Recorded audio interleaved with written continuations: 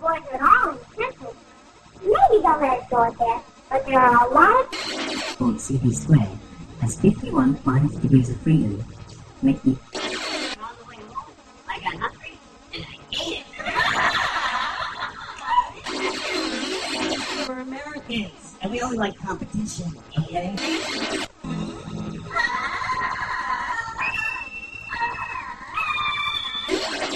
I'm eating, and I'm reading a book, and this wave just comes up.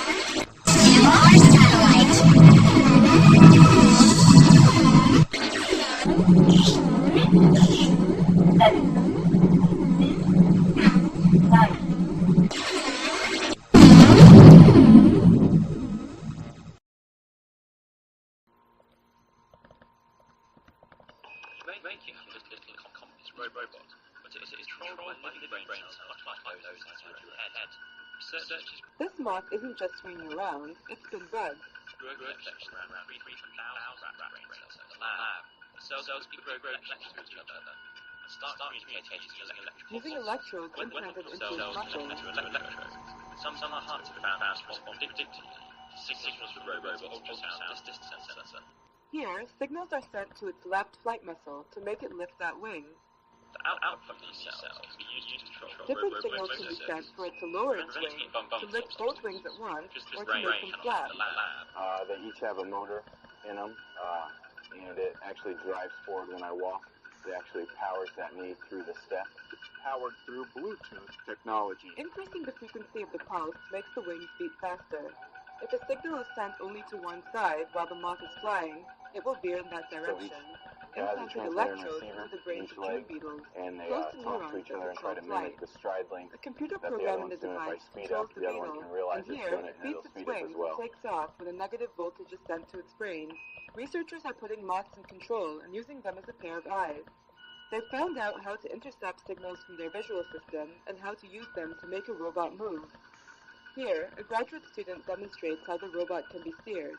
Combining living and machine components could eventually make robotic systems more effective. Legs when an IED hit his convoy in Fallujah, Iraq in 2006. The IED went off directly underneath me and took off basically everything that was hanging over the ledge of the seat, my legs. And then it killed my sergeant in front of me and my good friend next to me. My gunner lost his right leg. I shattered my hip. I had 32 pins in my hip. I broke my pelvis, so I have a 6-inch screw holding that together. I lost both legs above the knee. I broke 4 fingers, broke my jaw, broke my nose, lacerated kidney. So I recovered well, I think, and great care here and done well. Today, I use the Bluetooth prosthetics. It's a lot of hip control. In my other legs, I usually have to use all my thigh to power through things, but since these are moving on their own, then I actually just kind of have to lift and shift my weight a little bit. He says they're a bit heavier than the other 2 microchip prosthetics he's worn, but they require much less effort to operate. If they're not programmed right, they kind of do their own thing sometimes, and they'll kick for no reason. Like you'll just be standing there and be like, and just kick off to the side. Able to master the stairs just yet. Sometimes when you go near a computer or something, you'll hear the computer start prism, so it does do that a lot. And I'll be like, I'm sorry, and I have to turn my legs off. In communicating robot wirelessly, the team plans to use their robot brain power on new pan. Thanks to chemical implants in our bodies, we can break down the alcohol in seconds. No stupor, no hangover. We can just toss them back while waiting for orders. If man realizes technology is within reach, he achieves it, like it's damn near instinctive. Look at us, for example. We're state-of-the-art. Controlled metabolisms, computer-enhanced brains, cybernetic bodies. Not long ago, this was science fiction. So what if we can't survive without regular high-level needs? Who are we to complain? I suppose an occasional tune-up is a small price to pay for all this. I'm afraid we both signed our bodies and ghosts away to Section 9. True. If we ever quit or retire, we'd have to give back our augmented brains and cyborg bodies. There wouldn't be much left after that. There are countless ingredients that make up the human body and mind, like all the components that make up me as an individual with my own personality. Sure, I have a face and voice to distinguish myself from others, but my thoughts and memories are unique only to me, and I carry a sense of my own destiny. Each of those things are just a small part of it. I collect information to use in my own way. All of that blends to create a mixture that forms me and gives rise to my conscience. I feel confined, only free to expand myself within boundaries. It's like a dim image in the mirror. What we see now is like a dim image in the mirror.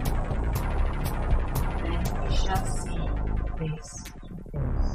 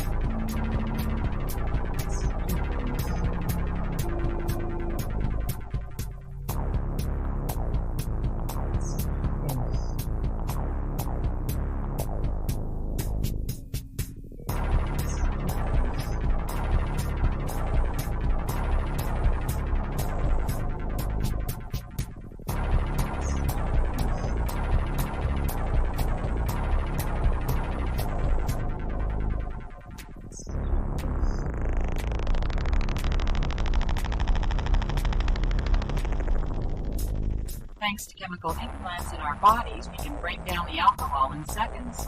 No stupor, no hangover. We can just toss them back while waiting for orders.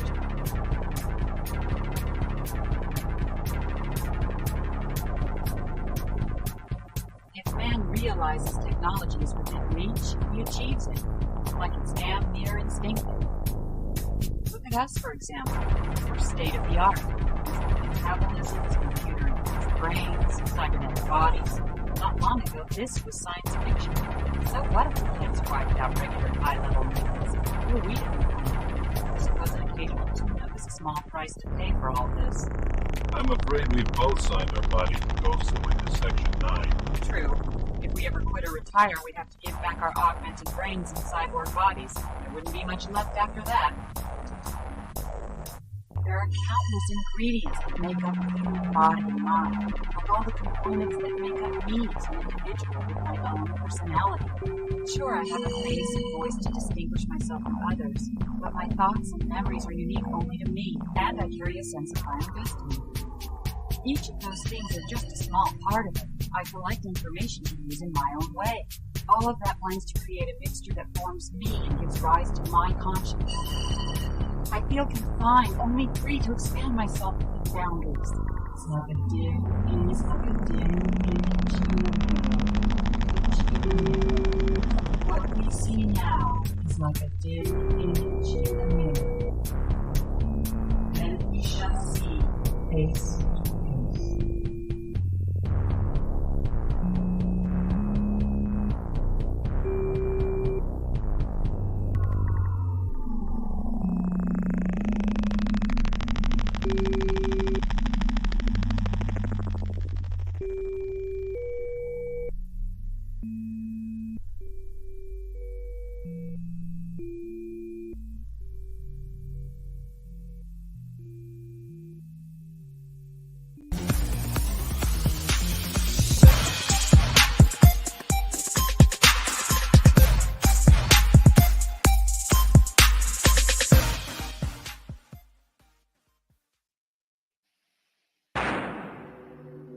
All right, folks, here we go with another stream.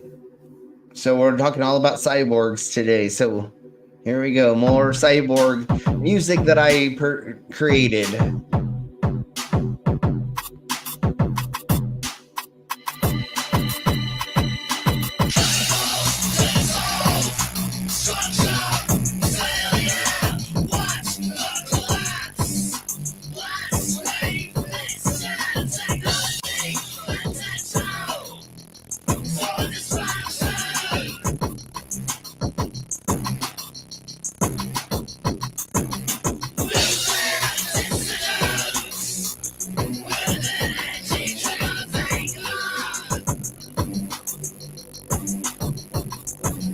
With 14,000 warheads, that's not in my hands. Post-apocalyptic badass.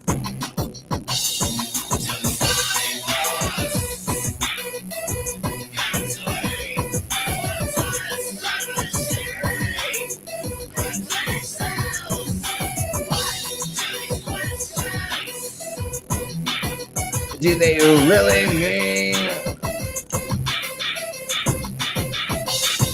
Do cyborgs? Do we have to wait? Or does the machinery replenish cells? What do these questions really mean?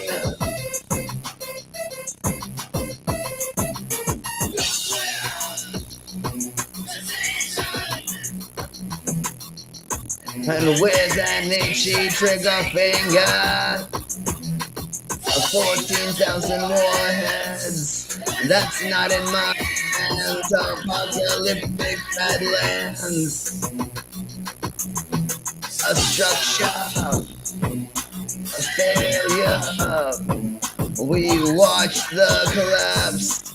Blast wave piston technology's potential for destruction.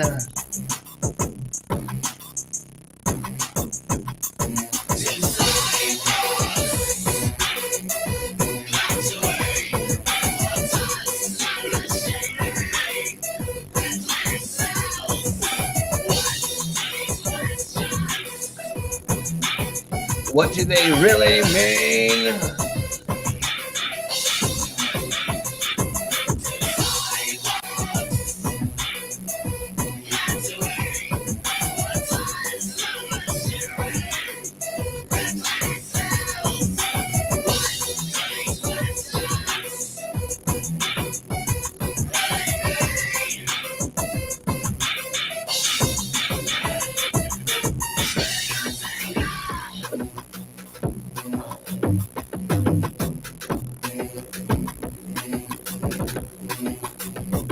I was definitely in a weird place when I wrote this song, or the lyrics for it.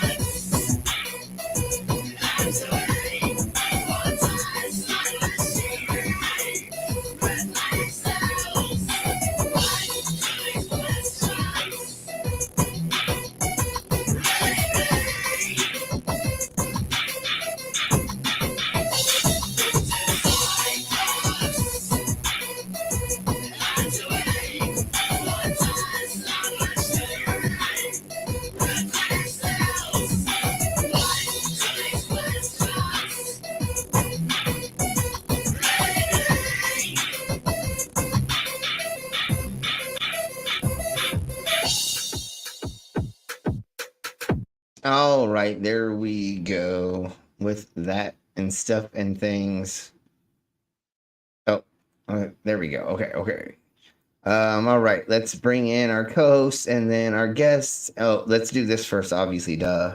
Disclaimer: the views and opinions expressed in this program are those of the speakers, commentators, experts, and/or hosts. They do not explicitly or necessarily reflect nor represent the channel's policy or the views held by this channel or broadcaster. The broadcaster or its channel cannot be held accountable for all or any views expressed during this program. So there we go with It's just like Killer got 4, but she's got Hema instead of fry cook balls. I need you, Action Bastard! Action Bastard, I need you! Action Bastard, I need you! Why am I wasting time dancing? You want to know why? because the world is fucking flat, dog. And everything that you see up there, as far as like planets or stars, yeah, guess what, dude? It's fucking fake. It's just lights up there. The government put those lights up there so you dummies could just act like there's something up there. Wait a second, are you a flat earther? Call a crackhead. You're stupid. Yeah. Yeah. Okay, so bringing in our co-host, here we go. Some people without brains do an awful lot of talking, don't they? Yes, I guess you're right. Hello. How are you doing? I'm doing quite okay. Yep. All right. How is you? I'm good. I feel like I'm a little lethargic today. I ate way too much food at lunch, but other than that, I'm good. I should pick up the pace and get more energetic about the subject once we get more into. I didn't exactly tell everybody what we were going over today or the weird conspiracy theory part of it, and I have kept that quiet. So let's bring in everybody, and then we will get into the meat and potatoes of everything. So here we go, and introducing Mama! Oh, Mama.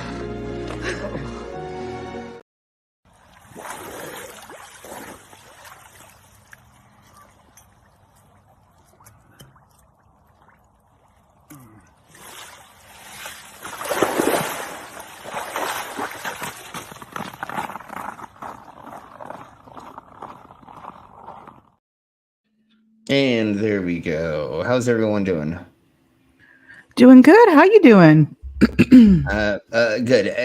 I am definitely interested about talking about this subject because it's up my wheelhouse, I guess is the best way to put it. Very interesting. Yes. It's very interesting. These people's philosophies about this subject and or what has been put into place and or just what people are predicting.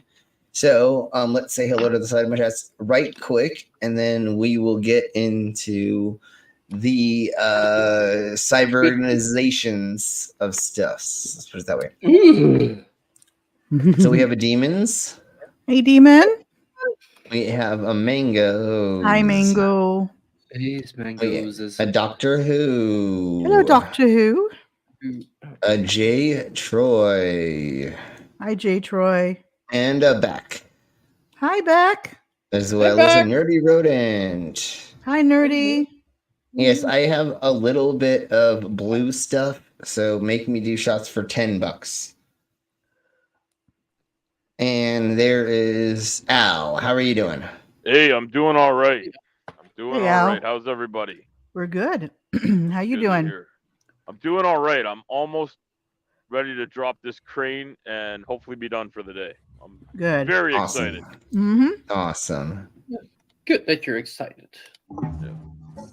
Oh, Shiza. Okay, there we go. Okay. So anyways, so what part of this is this documentary or this thingy mabobber, I don't know what I would call it, because it's probably not a documentary per se, because when you hear the stuff that they're going to say, you're going to be like, what the fuck? But it's how transhumanism and Pharmakeia, which I have never heard before, and I believe nobody else out there that is listening to this right now has heard, is tied to the end times, image of the beast. So you already can kind of figure out where we're going to be going with this motherfucking shit. But it's, obviously the 666 thing and being branded by the government to enslave you into already sucking their dick. And I think we're already sucking the government's dick. I mean, like how can you not? You have to pay for everything that they make you pay for. The government also has to suck our dicks so they can get their people elected too. So kind of a tit for tat situation. They kind of jerk us off. That's true. Yeah. So that's what it is. We're more getting a hand job than we are. They kind of jerk us off and don't let us complete. Yeah. No. They're holding sandpaper when they do it, right? Like it doesn't count if they have sandpaper in their hand. Right. Yes. So, anyways, So, anyways, here we blow with this, and you're welcome, everybody, again. Right. And yeah, it's a really sloppy hand job because exactly Yeah. something. And we'll see. Yeah. Just as God in the Bible designs and creates animals and plants and humans according to his wishes, now we are learning how to design and create life. Yuval Harari thinks big for a living. Not so long ago, he was an obscure history professor, but his 2014 book, Sapiens, changed all that. He explored the past, cramming 150,000 years of human history. This is at normal speed, just to let you all know. Okay. If we can just slow it down, we can. Into 400 pages. Authority will shift, transforming himself into a literary phenomenon. Ladies and gentlemen, please welcome once again Yuval Noah Harari. Name dropped by the likes of Mark Zuckerberg, Bill Gates, and Barack Obama. The other book that I really enjoyed, a book by an Israeli author, Yuval Harari. His follow-up book, Homo Deus, tackled the future, elevating Harari to a sort of digital visionary.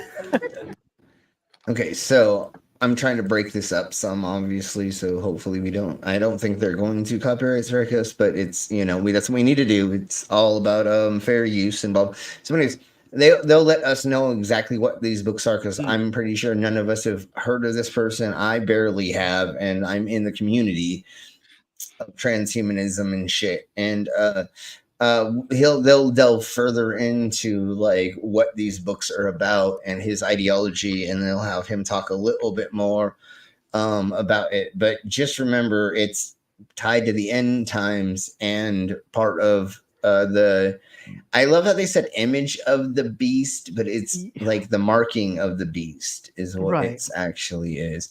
But anyways, let's keep blowing on a little bit more, and then we'll go from there. Now he's back with his take on the present day. His new book, 21 Lessons for the 21st Century, explores the influence of algorithms on our everyday lives, how artificial intelligence will affect and maybe even replace us. Don't have any answer in the Bible what to do when humans are no longer useful to the economy. You need completely new ideologies, completely new religions, and they are likely to emerge from Silicon Valley or from Bangalore and not from the Middle East. And they are likely to give people visions based on technology. Everything that the old... Why do new religions need to come out of something? Why can we eventually come out of hardcore religiosity? And it could just be spiritualism, and nobody, just like atheism is right now, and or a couple other versions of agnostic, where some people believe there may be a thing somewhere, way, shape, or form, just we don't know it yet, or they don't know it, and so they're just open to. So once again, why does there immediately have to be new religions coming out of? Like, do you think robots are going to come up with a religion? Fuck no, that doesn't make any sense. They're not going to. And the other thing that some of these people, just like flat earthers, say that we're globalists, we're globe believers, and so we have a doctrine that we believe in, and it's like, no, there's no globe Bible.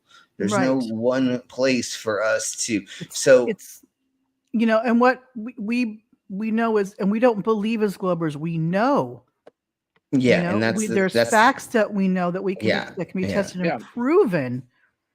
So from robots or from AI technology or from something else, and then of course it says the Great Reset in here, so you already know there is some motherfucking there's an agenda there. Conspiracy shite for sure. And then of course these names, and it says the Great Reset again, and then so this is already conspiratorial as fuck just by the words that are already here.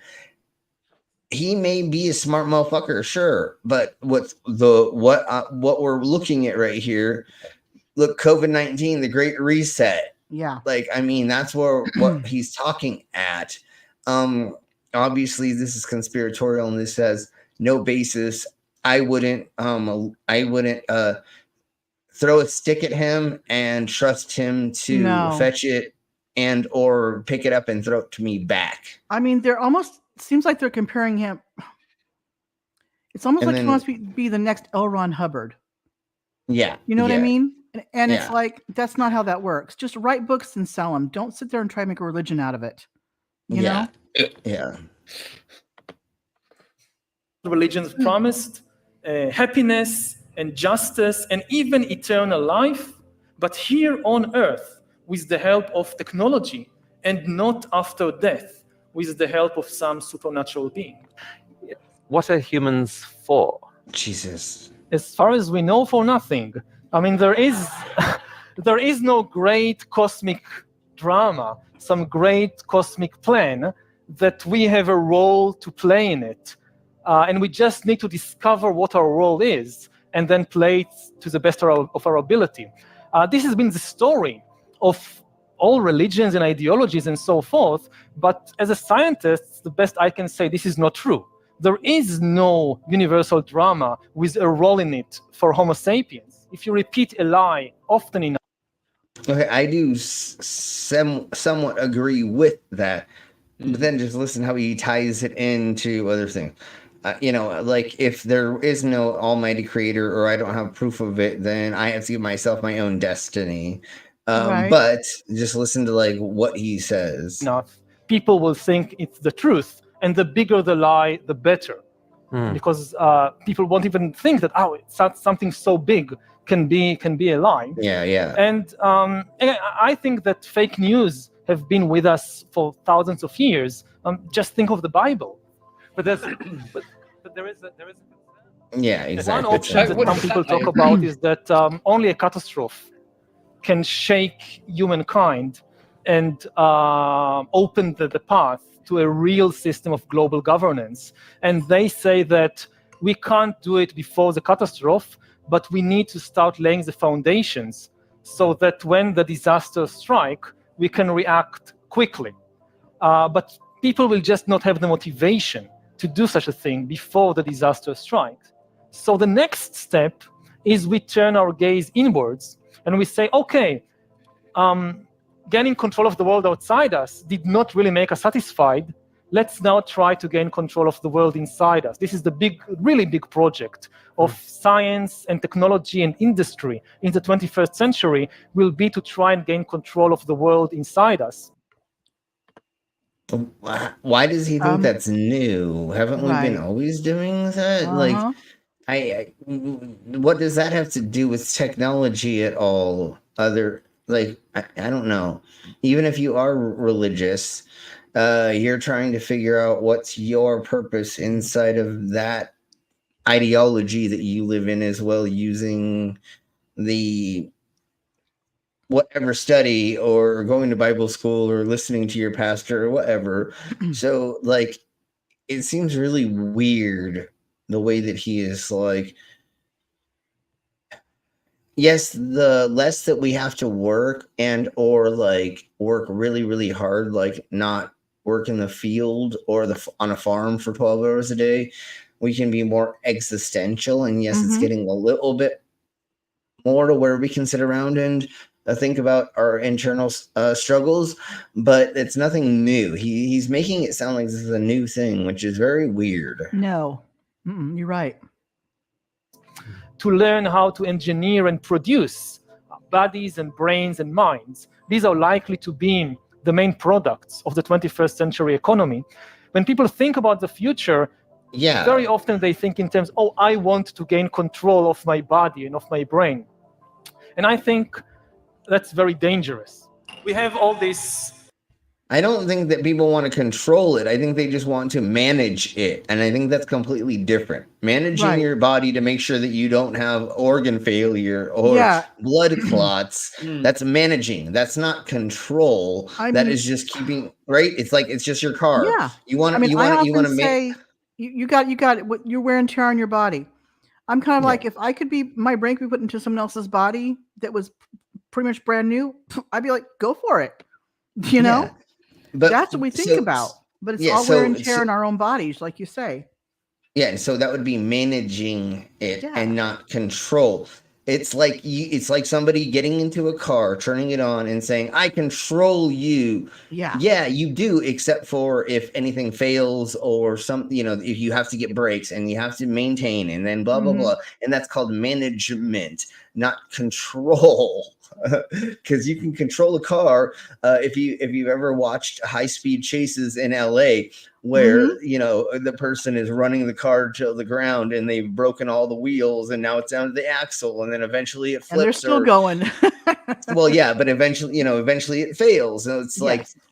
you're controlling, but it has to be managed to keep going. Otherwise, it will fail because it's finite. It's not infinite. Your body, right? And or let's, like I was saying, a car or whatever. If you steal a car, you run it down to its axles.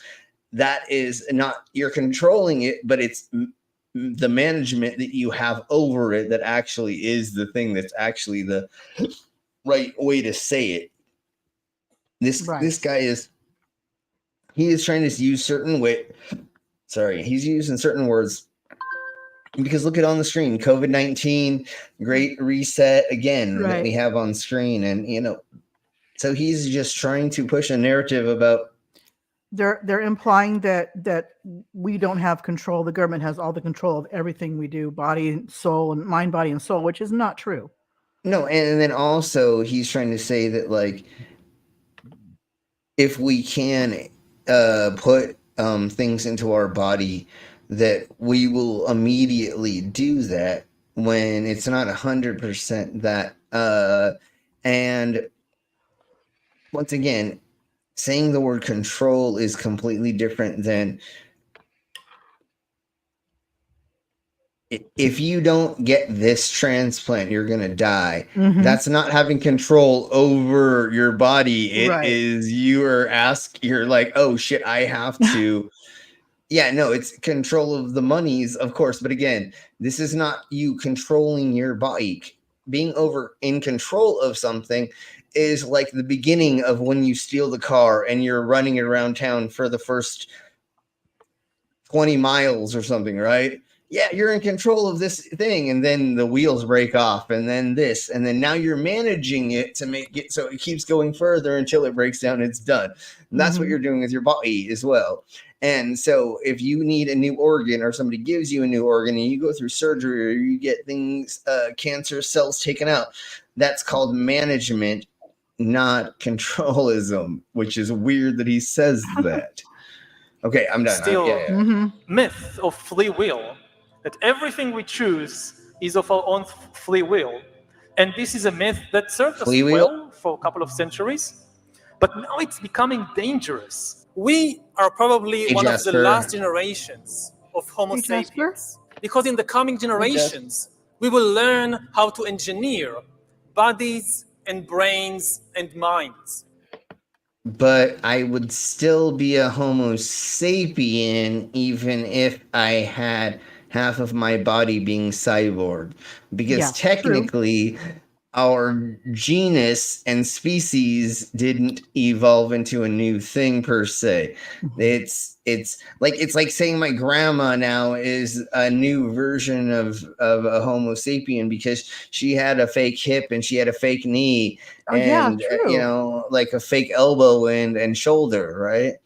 So now all of a sudden this dude is saying that she's a cyborg sapien or something, like, you know what I'm saying? Like, again, this doesn't cause evolution. Does it cause evolution in the zeitgeist and in society and in the culture? Fuck yeah. But that's not, he's misrepresenting this. He's saying that we will turn into a new species after 100 years. Yes, maybe we may somewhat, but that doesn't cause what's it called, evolution per se. Okay, so Skits and Crush is here. Everybody say hi, Skits. Hi, Skits. How you doing, sweetie? And here is their commercial.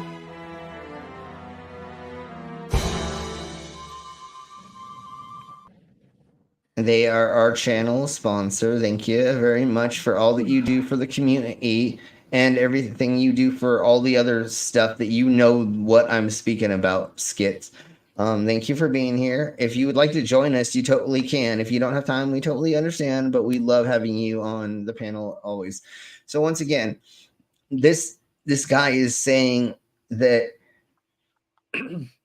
being able to see, that's part of the Pharmakeia stuff that he hasn't exactly delved into yet, and we still have we're barely into this, is the pharmaceutical big pharma being involved in this as well, and he'll get into that conspiracy in a second. So let's just keep delving on. Now, how exactly will the future masters of the planet look like? This will be decided by the people who own the data. Now, why is data so important? It's important because we've reached the point when we can hack not just computers, we can hack human beings and other organisms. Citation needed on that? I think he means there's genetically. Yeah. I think he means genetically. Okay, otherwise I was going to say, Right. you can misinform people in a certain way to get them to think certain ways, like how QAnon has kind of done. But that's not data farming. And then he's also saying that whoever has the data controls everything. And what part of that means something other than you're selling it off for? Well, that's it. We don't know what he means by data. Does he mean like our genetic data? Yeah. Does he mean? Yeah. Do you know what I'm saying? And that's what's confusing with this dude. So let's get further into what he thinks is the controlling of the data. Who knows? Who knows? Now, what do you need in order to hack a human being? You need two things.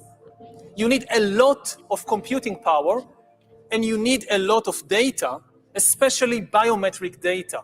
But control of data might enable human elites to do something even more radical than just build digital dictatorships. By hacking organisms, elites may gain the power to re-engineer the future of life itself. Because once you can hack something, you can usually also engineer it. All of life, for 4 billion years, dinosaurs, amoebas, tomatoes, humans, all of life was subject to the laws of natural selection and to the laws of organic biochemistry. But this is now about to change. Science is replacing evolution by natural selection with evolution by intelligent design. Not the intelligent design of. So if he is talking about, and I'm just we're trying to break this up, obviously, for fair use. I think maybe what he's talking about is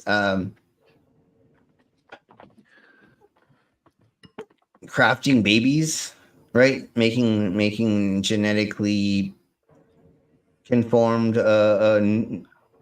children from using a set and then taking out parts of DNA, maybe, and then splicing them together or something like that. I do see a weird anti-version of that, or why that isn't that great, but it is an amazing thing if you are able to give a baby that was going to become out deformed the possibility to come out as have all limbs and a regular jaw and things like that. The problem that is the thing that is questionable is what type of mental stuff is when you edit it or not, or get rid of, or other things. Right. But to give somebody the ability to live a normal life with their all fingers, toes, and all that stuff, I agree with. Yeah, but also I think that it is a bit tricky because if you say, oh yeah, that's okay, maybe at some point they'll say oh yeah, but we figured out how to make a person stronger, or oh wait, I definitely want a blonde baby. Well, unfortunately, unfortunately, there's going to be the rich people that this will become a thing for a while, or it will become a thing. Well, when it comes to changing the hair color, I mean, how is that different than the kids just dyeing their hair color whatever they want? Well, that is true. It's not much different. The only problem with is if like the neo-Nazis get a hold of it, or they have CRISPR versions of something and they can just make everybody look exactly like them without inbreeding, because that's one of the problems that some of these backwoods KKK clans are having is, God damn, it's my sister, cousin, aunt, grandma, goat, and is my mama, and it's like, God damn, how many times did y'all inbreed to keep that shit in the family? But if there are ways just to take out, let's just say, like, somehow everybody gets the opportunity to take out something. So somebody is going to be born with not full things, and somehow you can just clip and make it so they don't come out with fins, or they come out with all their What's going to fingers. have to happen is it's not after conception; it'll be before conception. Yeah.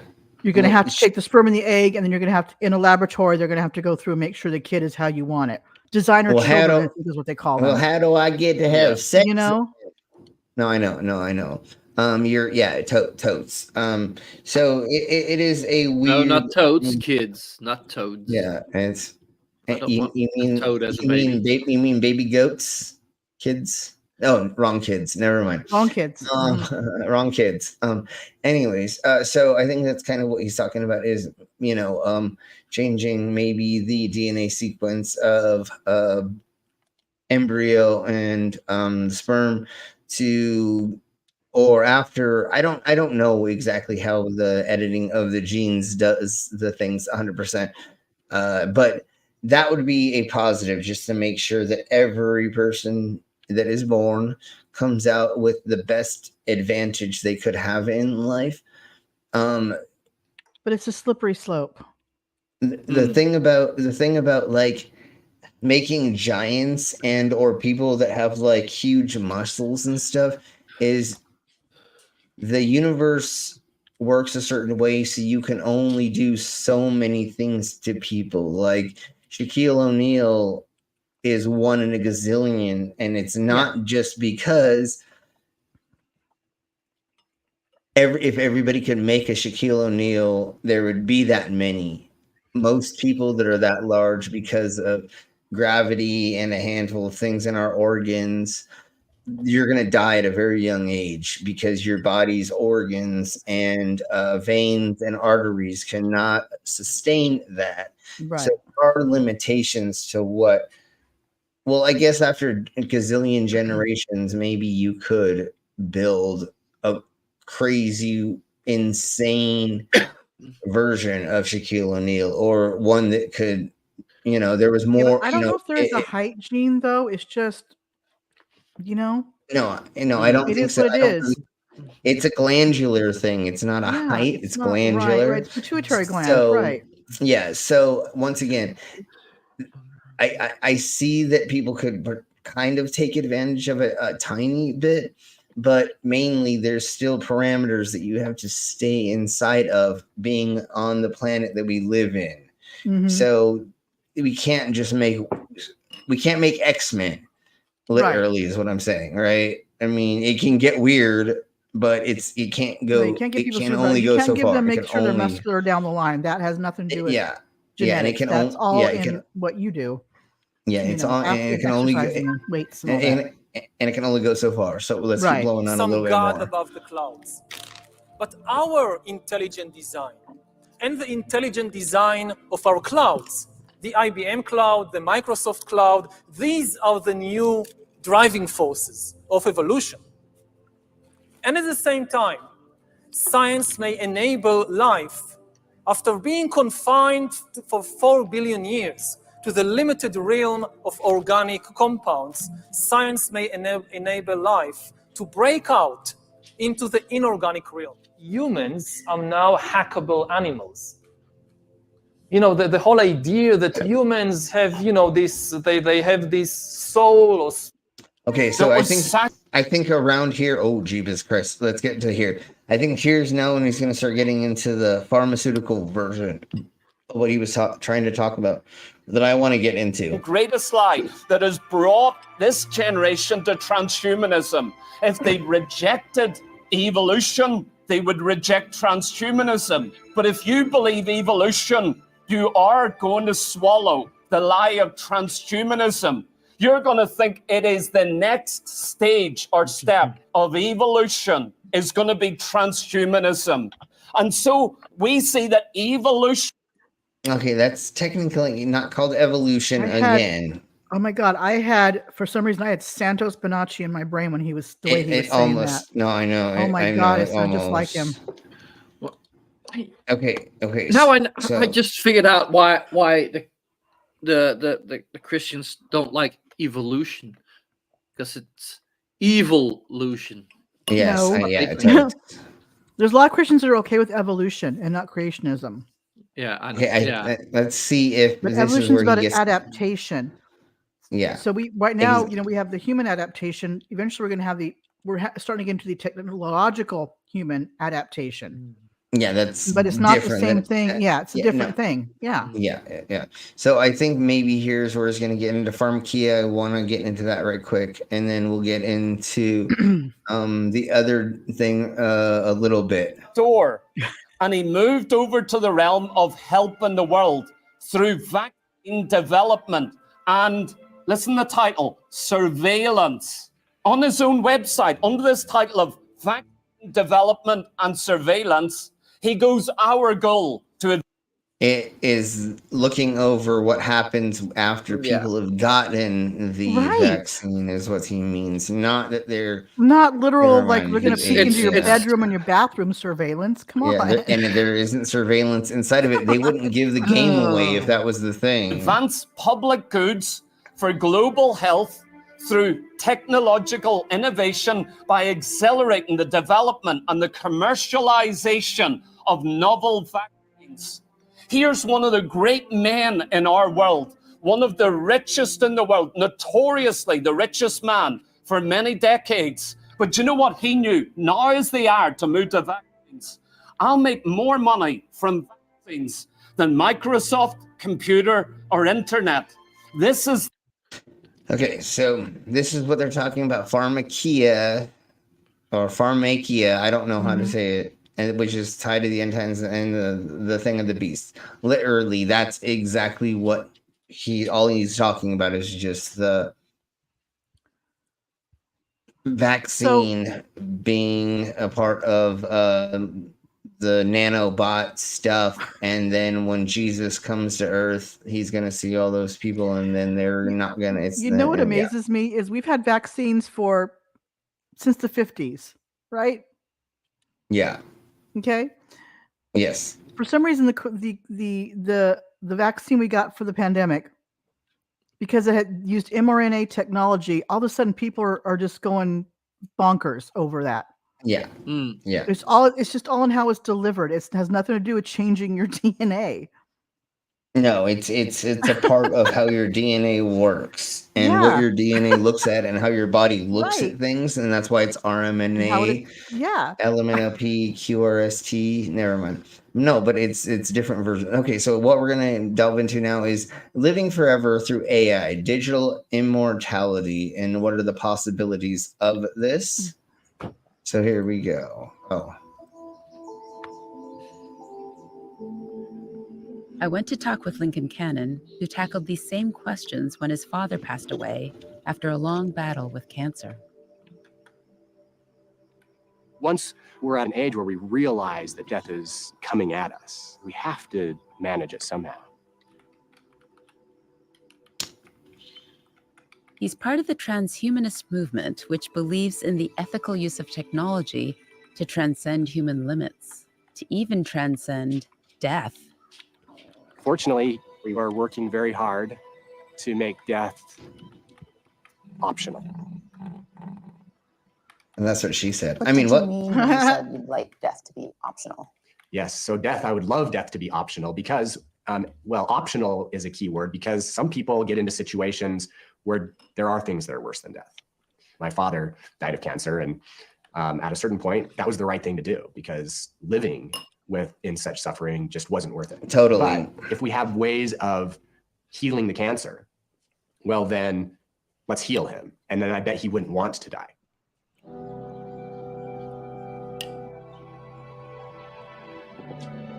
Hollywood, This is the Church of Florida. Perpetual Life. Every month, they invite speakers from around the world to discuss their transhumanist beliefs and discoveries.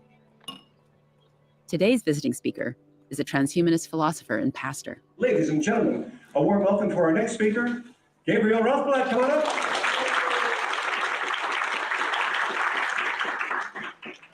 Well, this is my first time at the Church of Perpetual Life, so I'm extraordinarily thrilled just to be here. This kind of turnout is extraordinary for any belief, any faith. So, I mean, let's all give ourselves a round of applause, a pat on the back for making it out here. We are ready to go out and make eternity great again.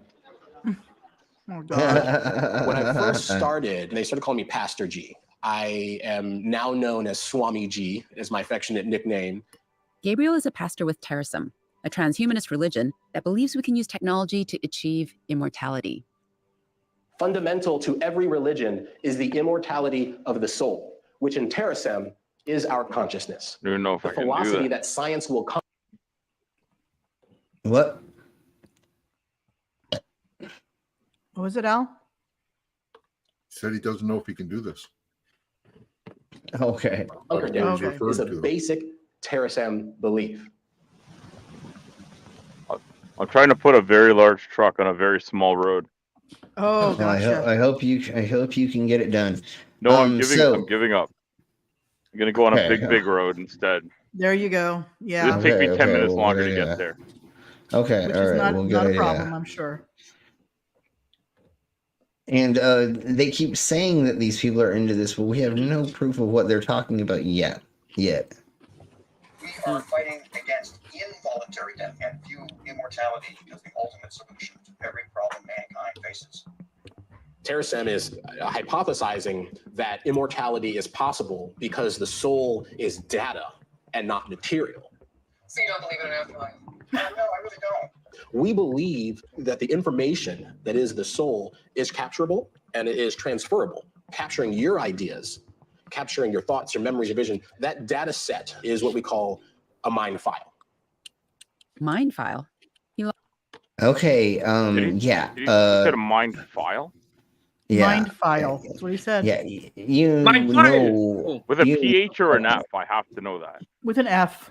Probably an F. Like a file in I a think computer. Yeah. That's exactly what he's saying it's like. F-I-L-E. Not somebody that anyways. has some sort of a predilection for brains. No. No, Like- it's not a zombie. I do feel like anyways. somebody's trying to like take my brain for a ride here. Yes, no, it's very interesting, and it's gonna have to take a lot of data storage space to be able to do a lot of these things. Hey, Lucifer. So, this is very interesting. In the I mean, first our place brains are because- literally a supercomputer. Yeah, exactly. You know? And so to transport that into something at this point in time is very, very unlikely. It's going to take a lot more technology first. Lost me at soul is data. But let me just try to break down the idea of mind files. Imagine you could capture the essence of who you are.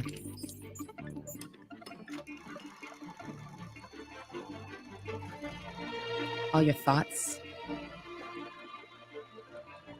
your triumphs, All your your failures. feelings, I'll just put those in the that trash moment you can. first fell in love. Well, drop. that's the Drag and drop. hopefully that's the only problem with this though is if you can experience all the high points, you can actually experience the low points, and that could, Right. you could be like, ah, fuck, I forgot I did that when I was 12, and then maybe Exactly. that caused. I mean, You just want to so- forget that and nothing. We all know the human brain. It knows Yeah. what to block and what not to block. You know what I mean? You have a trauma, yeah. it'll block a lot of that trauma from you. So you don't have to Yeah, experience on a daily basis. If we had our brains downloaded into AI, we'd experience yeah. everything on a daily basis that we went through. Yeah, you'd never be able to get rid of it. Or it would just, even if you accidentally thought about it, you would go Right. through that experience, and Mhm. your brain's trying to block it for a reason. So it's Exactly. not always the positive, it's the No. negative as well. It's what my brain does with every dumb mistake I ever made. Your deepest loss. Yeah. It wakes me up in the middle of the night to tell me about them. The way you felt the day your first baby was born. Then too, there's the danger That's what of mind files are. if somebody can access your memories, or you can access them and say, well, you know what, that really wasn't a pleasant thing for me. I'm gonna just get rid of that memory. Everything you experience from birth until present builds your character. Yeah, you need to, even though you don't think about it, you still need to have that in the back of your mind or Mistakes somewhere. are actually very good for you because they give you a sense of what's not a good way to handle something. When you burn your hand on a hot stove as a young one, then you learn to not That's how do you that learn again. stoves are hot. Yeah, you don't want to delete Yeah, that if from your you brain every 5 days. Yeah. Yeah, exactly. Well, every one day. You know what I'm saying? Well, that would be the stupidest. Do we have to eat every day when we become an AI person? Well, and that's the other thing too, is it matters on how much roboticity and how much flesh and organs you have in it as well. And so there's a lot more to this than And then just even robots, and also if you're in a full Android robot stage, robots still have to be maintained as well. yeah, and So they what's could the break difference? down So and you your drink oil every day, from what I understand. no, it's beer. But Oh, anyways, beer. Okay. yeah, that's just like That's what we Bender call- in Futurama. Well, Bender, is he drink beer? In You know, Futurama. reminded of Anyways. Here's what I'm thinking. The movie, remember the movie Robots? Yes. Oh yeah, I remember that one. Okay, Mr. Cogswell went away, and then they took over. This other robot took over. They wanted everything brand spanking new. That made the older robots obsolete because they couldn't afford that stuff. Getting rid of them. This is the slippery slope we're talking about. You know, it's in that not vein. very shiny. Yeah. There's so much that can go wrong with this. Not gonna be good. It'd be like Stepford Wives or something, right? Yeah. Yeah. Okay. So let's blow on to digital deep pack. Nice to meet you. Wow. He's tracking me. Yes. Oh, This is Deepak Heather Shmira Chopra. from AI Foundation, the company behind Digital Deepak. How is Digital Deepak different from, say, Siri? Digital Deepak is actually entirely different from Alexa, from Siri, from Okay, any I'll be kind right of back. kind of voice in the box situation. You're personally understanding his guidance, his wisdom. You can ask him questions. You have a relationship with Digital Deepak. You don't have a relationship with Alexa, Siri, etc. Hey, Deepak. Hey there. Hey, I'm here with my friend Anne. Do you want to introduce yourself? Yes, I sure can. Awesome. Heather says Digital Deepak isn't just spouting pre-recorded sentences. How are you? It analyzes data, responds to facial expressions and tone of voice. Basically, it can think on its own. I can help you with stress management, diet, sleep, movement, health, relationships. Are you having trouble with stress? Yes. Oh, no. There are many This ways isn't you can manage your stress. Deepak Chopra guy that like That is sells Deepak weird. Chopra. Yes. So he sells all sorts of like absolute bullshit cures for everything. He pretends like he understands how the universe works. He just talks out his ass like. And now we're gonna add him to the Alexa Siri verse. That doesn't sound good. Well, It sounds good for his pocketbook though, and that guy's only a billionaire, and he has potential for trillionairish tendencies. So. Yes. Okay. So let's just get into this part.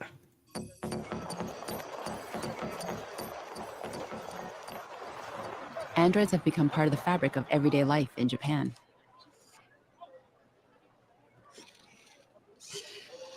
And on the stream. We cannot separate robots and humans. Robot is a part of a human, human is a part of a robot. Hiroshi Ishiguro has been staring down that thin line between humans and robots. He's the director of the Intelligent Robotics Laboratory at Osaka University. An android robot developed by Professor Ishiguro. by creating the very human-like robot, I'm trying to understand what is humanity, what's kind of the essence we have as humans, right? So then, I'm trying to implement that ideas onto the robot. I'm Geminoid HI5. You might be frightened. You should not be. Hiroshi is building early prototypes for what may become much more advanced AI androids. Hello, everybody. My name is Geminoid HI4. Geminoid has traveled around the world to give talks. And even though it's a far cry from the androids on Westworld, here is an AI clone that looks so much like the human, people see the android on stage and mistake it for him. People say That's so, not bad. and that means people recognize my android as myself. It's probably That was quite movements interesting where you experience. see it. Yeah. But it was just sitting there He's maybe made talking. other more that you realistic wouldn't know robots, that well. including Erica. Oh my Jesus. Okay. She's been called the world's most beautiful robot.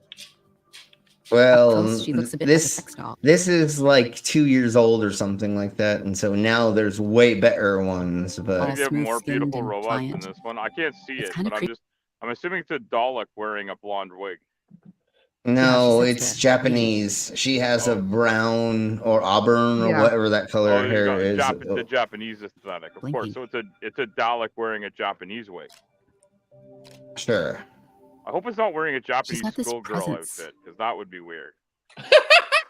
He's dressed as Sailor Moon. No, I'm just kidding. I'm just Sailor kidding. Moon. Makes me Sailor think Moon of a costume Japanese on a concept I've Dalek. always found Yeah. fascinating called Sonzai-kan. Can you explain the concept of Sonzai-kan? The sonzai-kan is a feeling of presence. Actually, we do not have proper translations in English. So if we feel something humanity, the human likeness there, that is a sonzai-kan. Okay, so this pretty much is exactly. I mean, that's pretty much most of the transhumanism, and what they're going to get into in a second or later a little bit is just putting your brain, supposed digital brain, inside of something that is like that, and in the future they'll be as mobile as you or I is right now. I'm gonna do this really quick. Let me see if I can find. There we go. So this is where I learned Doctor about Who, the Daleks exterminate. Those are Daleks. Yeah.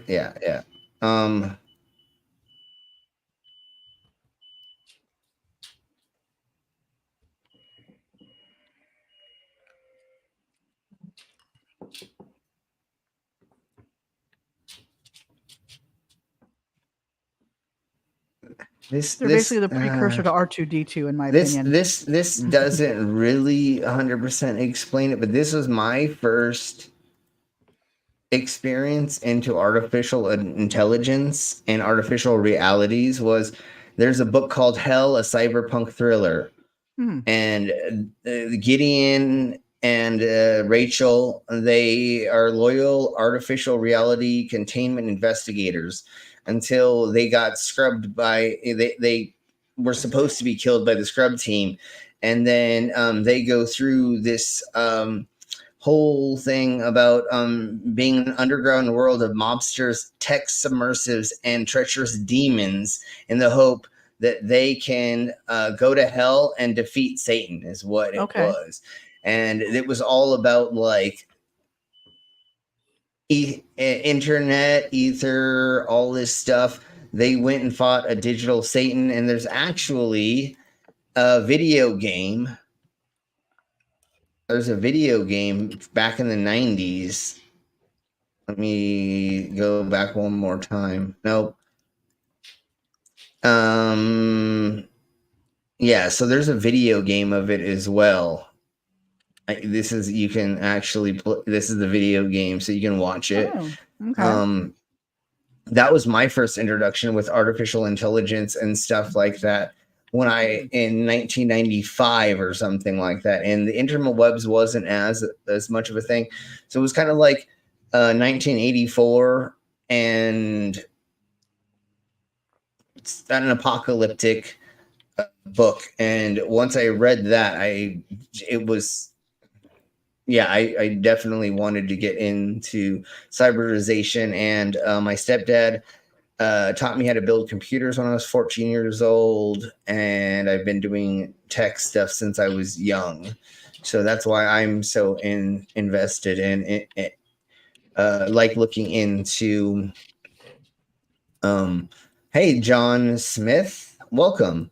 Hey, John. So, yes, a Dalek. So, anyways, we're gonna get the F out of here. Tomorrow I will be doing a show down in Denver, so I think Pip is doing a stream, and if she is, y'all go there and hang out with her and have fun with her. I will be downtown doing a show, and then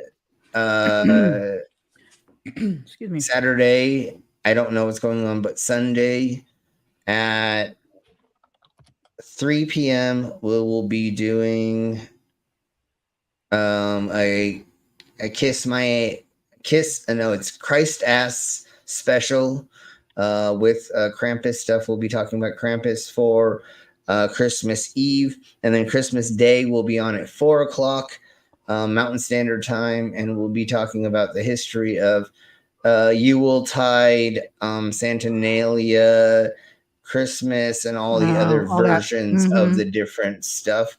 And we'll be going through the history of different time periods and when different peoples of different cultures celebrated it, and the number of days and stuff like that, and how they became kind of a thing, or at least to the best of our knowledge, what I can find out, or what I've researched and found out about. So thank you all very much for being here. Thank you, Slim. We'll see you all later. Everybody say bye. Bye. Thank you, everybody in the side chat, for coming. Bye. You know what? Thank you, everybody. Bye bye. See you later. We'll leave with this, of course. I mean, to make special. This is keep your stick on the ice. Yeah, keep your stick on the ice. That's right. Okay. And don't let anybody touch your clogs. Speaking of Pip Lash, just got the notification on Tiny Captain's Discord about it. Okay, so everybody tomorrow. will go there tomorrow. Yes. All right. From Pie Parrots. Okay. Here we go. Oh, short version.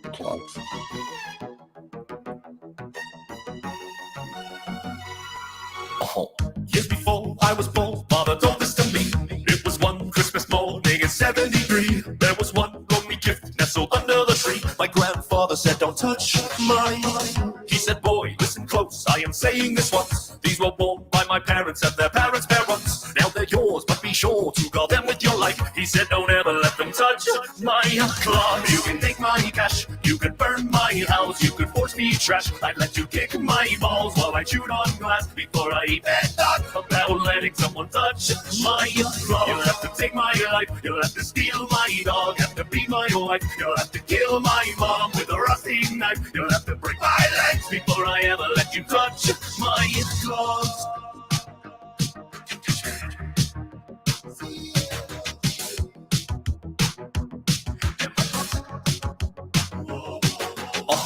Father said, "You're my son, so I'll tell you the truth. I wore clogs without socks for the bulk of my youth.